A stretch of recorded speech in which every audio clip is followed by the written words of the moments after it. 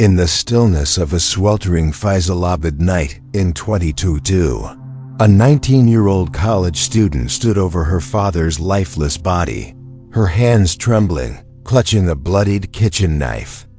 The act was so unthinkable that it left an entire community reeling. What dark secret could drive a daughter to slaughter her own father? Why does love within a family sometimes twist into hatred? What unseen pressures can push a young woman to such a horrific act? How does a bond of trust erode into a moment of irreversible violence? This chilling crime unfolded in July 22 in Faisalabad, Pakistan, a bustling industrial city known for its textile mills and tight-knit neighborhoods. The tragedy struck in Chak No 204 RB, a working-class area where families lived modestly, their lives shaped by routine and resilience. It was here, in a small, unassuming two-room house, that a father's life ended in a brutal act that defied explanation. The victim, Muhammad Aslam, was a 45-year-old widower who worked grueling shifts at a local textile factory. A man of simple means, he was known for his discipline and dedication to his only child, Aisha, a 19-year-old second-year commerce student at a nearby government college. Aslam had raised Aisha alone since his wife's death a decade earlier, pouring his meager earnings into her education, hoping she'd escape the struggles of their modest life. Neighbors described him as stern but caring, a father who enforced strict rules, no late nights, no unnecessary outings to keep Aisha focused on her studies. Aisha, meanwhile, was a quiet, studious girl with a reputation for kindness. She often helped elderly neighbors with errands and was seen as a bright hope for her family's future. Their relationship from the outside seemed typical, occasional arguments over her growing independence, but nothing to suggest a brewing catastrophe. The crime took place in the early hours of July 17, 2022. At approximately 2:15 a.m., Aslam was found dead in his bedroom, sprawled across a worn charpoy, his chest and abdomen pierced with multiple stab wounds. Blood soaked the cement floor, trailing from the bed to the doorway. A 10-inch kitchen knife, its blade stained crimson, was found discarded near the body. The room was otherwise undisturbed, no signs of a struggle, no overturned furniture. The only sound was the faint creak of a ceiling fan, spinning lazily above the grisly scene. A neighbor, woken by a muffled scream, peered through a window and saw Aisha sitting in the courtyard, her clothes splattered with blood, her face blank. Alarmed, he alerted the local police, who arrived within the hour. The investigation began immediately, led by Faisalabad's Sadr police station. The crime scene offered clear evidence. The murder weapon bore Aisha's fingerprints, and bloodstains on her shalwar kameez matched Aslam's blood type. CCTV footage from a nearby shop captured Aisha leaving the house at 1:45 a.m., holding an object resembling a knife, her movements hurried but deliberate.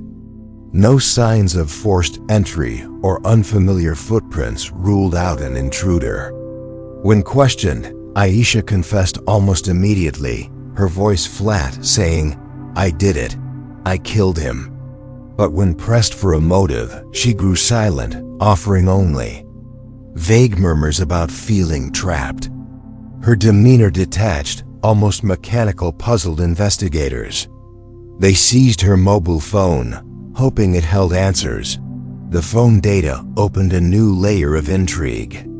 Aisha had been texting and calling an unknown number for weeks, with messages that grew increasingly desperate. Phrases like, "I need to get out," and "he won't let me live" appeared in late-night exchanges. Call logs showed multiple conversations with the same number, some lasting over an hour. The police traced it to Bilal Ahmed, a 22-year-old student at Aisha's college. Bilal, when interrogated, admitted to knowing Aisha but insisted they were just friends.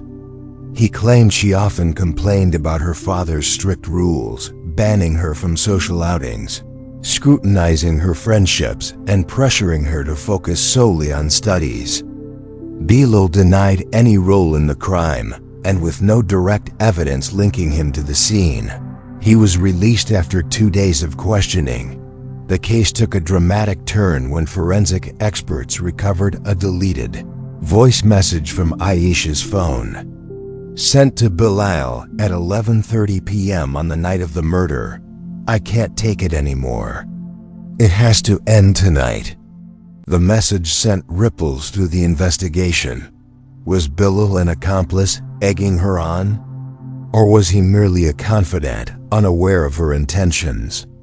A deeper dive into Aisha's phone revealed no explicit threats or plans, only a pattern of emotional distress. Social media posts, visible only to close friends, hinted at her frustration.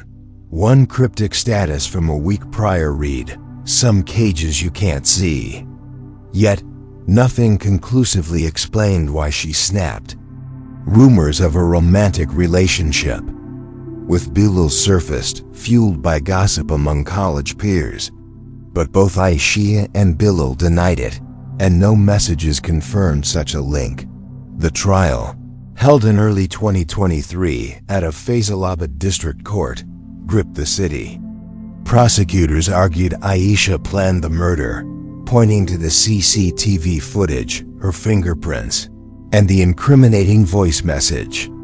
They painted her as a rebellious daughter who resented her father's control and acted with cold intent. The defense countered that Aisha was a young woman pushed to the edge by years of emotional suppression.